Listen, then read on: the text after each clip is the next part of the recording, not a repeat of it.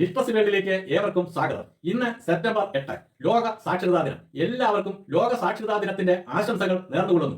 1965 ഇറാന്റെ തലസ്ഥാനമായ ടെഹ്റാനിൽ ചേർന്ന വിദ്യാഭ്യാസ മന്ത്രിമാരുടെ യോഗം ലോകത്ത് ഒരു നിരക്ഷരനെങ്കിലും അവശേഷിക്കുന്ന കാലത്തോളം സെപ്റ്റംബർ 8 ലോക സാക്ഷരതാ ദിനമായി ആചരിക്കാൻ തീരുമാനിക്കുകയും 1966 ഒക്ടോബർ 26 യുനെസ്കോ അത് അംഗീകരിക്കുകയും 1967 സെപ്റ്റംബർ 8 മുതൽ ലോക സാക്ഷരതാ ദിനം ആചരിച്ചു തുടങ്ങുകയും ചെയ്തു.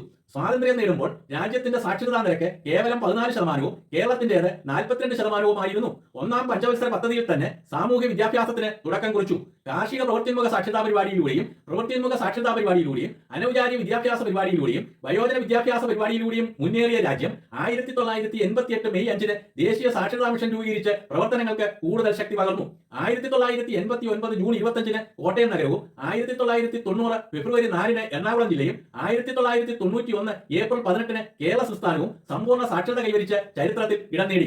2000 4ാം ക്ലാസ് തുല്യതയും 2004 10ാം ക്ലാസ് തുല്യതയും 2005 7ാം ക്ലാസ് തുല്യതയും 2013 ഹയർ സെക്കൻഡറി തുല്യതയും തുടക്കം കുറിച്ച കേരളം 2016 ജനുവരി 13 തിരുവനന്തപുരത്ത് യൂണിവേഴ്സിറ്റി സെനറ്റ് ഹാളിൽ തിങ്ങി നിറഞ്ഞ ജനസഞ്ചയത്തെ സാക്ഷി നിർത്തി കേരള സംസ്ഥാനം സമ്പൂർണ്ണ പ്രാഥമിക വിദ്യാഭ്യാസം നേടിയ സംസ്ഥാനമായി അന്നത്തെ ഉപരാഷ്ട്രപതി ഹമീദ് അൻസാരി പ്രഖ്യാപിച്ചു.